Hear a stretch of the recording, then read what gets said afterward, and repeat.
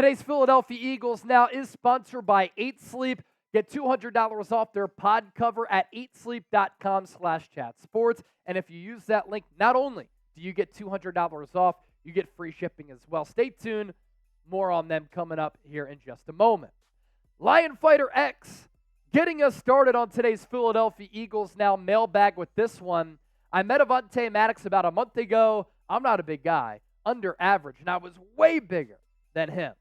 I know he is a cornerback, but he was too tiny in my opinion. So, obviously, LFX chiming in there after Avonte Maddox was released by Philadelphia on Wednesday. This is a move that's going to save the Eagles about $2 million in salary cap space. And after Jason Kelce retired, Avonte Maddox released, Kevin Byard released, Philadelphia has about $44 to $46 million loosely in salary cap space without any other moves as of this recording going into NFL free agency, which gets underway on Monday. And I think that Howie Roseman is going to get busy with freeing up some more dollars so that the Eagles can improve this roster. Now, I would not rule out Avonte Maddox coming back to Philadelphia. In fact, that's some of the early buzz that he could come back at a lower cap number. Now, if you're pumped up for NFL free agency like I am, every single move that the Eagles make, we're going to be discussing it, breaking it down. I want you to hit that thumbs up icon and like the video. Alex Irvine, does Howie Roseman want an open competition between Eli Ricks and Isaiah Rodgers, or is he looking for an outside source? It kind of depends on what happens in free agency and what the cornerback market is. If L'Jarius Sneed or a Jalen Johnson were available, and now they're not as free agents because they got franchise tagged, I think Howie would have gone all in. He would have figured out James Bradbury and that contract. Maybe he'd be on the roster. Maybe they'd cut him and they just eat that money while opening up some dollars elsewhere. But I think Howie would have gone big game hunting for a corner like Sneed or Jalen Johnson. You can't do that now unless it's a sign-in trade, which could happen if the Chiefs or the Bears were appeased by a deal that you could offer them. Eagles do have the 22nd overall pick and a lot of good draft capital in the first couple of rounds that they could include in a trade. But you think about the other outside corner opposite of Darius Slay, Isaiah Rodgers has only played 14 snaps in the slot and nickel throughout his career. So traditionally, he's been an outside corner. He gives you some special team snaps, too, as a returner. I think that's why the Eagles really liked him. Eli Ricks, I'm a fan of his potential. I think he's got really good length. You can never have enough good corners on a roster. And you think about Keely Ringo being on this team. James Bradbury is literally throughout his entire career. You look at the trajectory of it. Good year, bad year, good year, bad year. Did he have a bad year in 2023? And if you bring him back, he surfaces again in 2024. That's a possibility. But this is also a deep nickel corner class. A player like Mike Sainristil out of Michigan could be an awesome addition in the third or fourth round for Philadelphia. The options really at this point are wide open. Millie 315 next up. Seahawks release Jamal Adams. Chase, do you think he could fit here in Philly with Vic Fangio? Is he washed? In his prime, maybe as a box safety, who's physical, who can set the tone with that physicality. But Millie 315, that trade that the Seahawks made with the Jets goes down as one of the worst in the history of football. Now, Seattle was able to right their wrongs because then the Russell Wilson trade for them became one of the best in the history of the NFL, and for the Broncos, one of the worst in the history of the league. But to give up all of that for Jamal Adams, who, one, got cooked overnight, two, was hardly available, three, just can't really play anymore, I am out on Jamal Adams. I would not do it even if multiple injuries happen to that safety spot. He's done. He can't cover. He's slow. And at this point, what does he do well? Basically nothing. Cool Reigns. Any chance we could get Jerome Baker? He is used to Vic Fangio's system. He's good, and he could be cheap. Jerome Baker is a pretty intriguing player. The measurables are pretty interesting. He was a third-round pick, 73rd overall back in the 2018 draft out of Ohio State. He's still somewhat young. His career production has really been up and down. 2023, 1.5 sacks. 2022, 4. Year before that, 5.5. Year before that, 7. So his sack numbers in 13 games were down, but he certainly is a player who offers you interesting athleticism and athletic traits at that linebacker spot. And I'd be intrigued of just taking a shot on a guy who went to Ohio State, really good player, came into the league with pedigree, but hasn't necessarily fully tapped into his fullest potential as a player in the National Football League.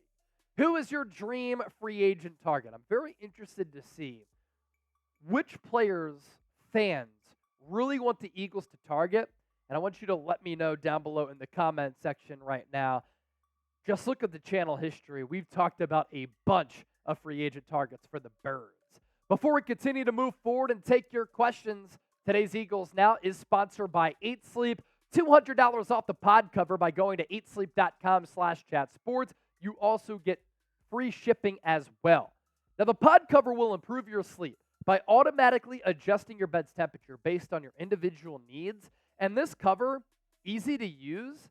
You can use it from the power of your own phone, and it can be added to any bed like a fitted sheet. What's incredible is the technology. It allows you and your partner to cool or warm your side of the bed as low as 55 degrees and up to 110 degrees. I start every day with the cold plunge. I end every day with a sauna.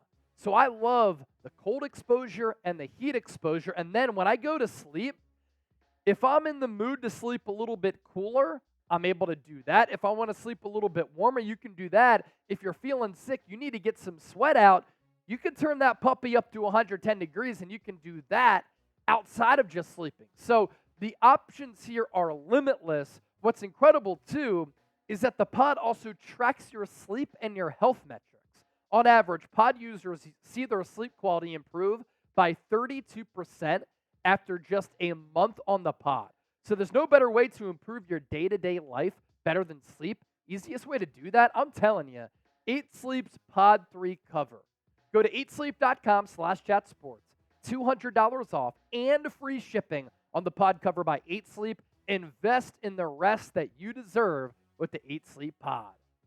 Red CG, what position does Philadelphia need to focus on when it comes to free agency or the draft? I think linebacker, safety are my first 2 positions of emphasis, and then wide receiver 3 after that. And then you have to figure out if you want to bring back DeAndre Swift or not. I think he's a really quality player who's still young, coming off a career year, who isn't going to cost a crazy amount of money. But those are some of the top options and some of the top needs. And then how confident are you that Tyler Steen can step in at right guard? If you're not, do you address right guard in the draft? Because at 22, you can get a really, really good player who could be a part of this organization for a decade. Or do you address that position in free agency? With the offensive line, these guys can be plug and play right from the jump. So those are some of the positions that I'm looking at, Red CG, of importance. Matt Levinson, if the Eagles can make one huge signing out of these 3, who would you want? Christian Wilkins, Patrick Queen, C.J. Gardner-Johnson? That's a great question. I think the position and the player that they don't need among those 3 is Christian Wilkins, because you have Jalen Carter, who I think can be a stud if he keeps his head on right. And obviously that's a little bit of a concern. You also have Jordan Davis, who I met him on Super Bowl Radio Row. It's difficult to find a person who's more physically imposing and larger than Jordan Davis, but can he be a 3-down player in this league? Up to this point, he hasn't been in good enough shape. So I think you're good at defensive tackle. Frankly, I like Milton Williams a lot as a player too. So I think you're good at defensive tackle. Patrick Queen, I think, would be awesome. I don't think he's realistic. So that leads me to C.J. Gardner-Johnson. I think he's coming back to Philadelphia. I've been on this for a long time. A part of my perfect free agency plan, which we did, I think, 2 days after that Buccaneers loss, in which the Eagles took one on the chin. I said, C.J. Gardner-Johnson, that's one of my dream free agent targets. I think the Eagles need that swagger back on the defensive side of the football. Cool Reigns, any chance we could get Jerome Baker? Let's talk more about Jerome Baker. You can pop that up there, producer Smitty. He's good, and he could be cheap. If you're looking for a depth option solely, Jerome Baker could be a depth option for the defensive side of the football. And Howie Roseman always likes those types of players where you invest low and then they end up giving you extraordinary value. And we've seen in flashes Jerome Baker have good sack numbers. He's put good play on tape. He just hasn't been consistent enough. Andrew Nathan, I see so many pundits saying we are interested to sign a running back in free agency, but Chase, I know and you know we don't do that. I personally think we should draft a running back, Ray Davis, or Jawar Jordan. Your thoughts? This running back class is not good. And I'm going to take a look at some of my top running backs in the draft. I love Blake Corum. We talked about him on the show this week. Blake Corum is a dog. Jonathan Brooks is probably the number one running back in this class. Trey Benson out of Florida State, good. Blake Corum, I loved his 40-yard dash time. And I love him being an overall leader, a guy who has great balance, is a little bit shorter. Bucky Irving out of Oregon, solid. The kid out of Louisville ran extraordinarily fast. It was crazy how fast he ran. And then the Tennessee running back ran really fast too. The Louisville running back, bad radio or bad television here. Isaac Guerrero. He ran a 4.33 40-yard dash. He has a lot of health concerns. And then Jalen Wright ran a 4.38 40-yard dash. They're really fast. So what I would do, and I've said this a couple of times, re-sign DeAndre Swift, and then you draft a running back to kind of reset the running back clock a little bit, and then you have Kenneth Gainwell as your RB3. That's a pretty good running back room. Alex Irvine, how would we feel about Kool-Aid McKinstry at 22? I know he has the foot injury, but I think he could be the best corner in this draft. He has gone against some studs in college. Him and Terrion Arnold as a cornerback duo at Alabama. Think about that. They're two really good players who I like their ability to address the football, turn their hips, and make plays in coverage.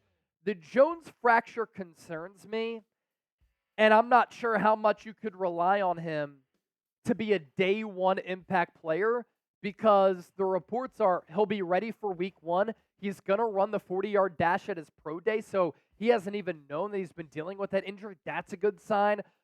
But he's going to be ready for week one. That means he might be out for training camp in the preseason. How much could you rely on him? I like the player, though, and obviously that wouldn't be a play for year one. That'd be a play for the long haul, and maybe in that case, you just move forward with Darius Slay, Isaiah Rodgers, Eli Ricks, Keely Ringo, and then you draft him as well. The Eagles have not drafted a first-round corner since Lito Shepherd. Think about that. It's pretty wild. If you're still rocking with us, give me a real one down below in the chat. Thank you for making it to the end of this video. Go Birds!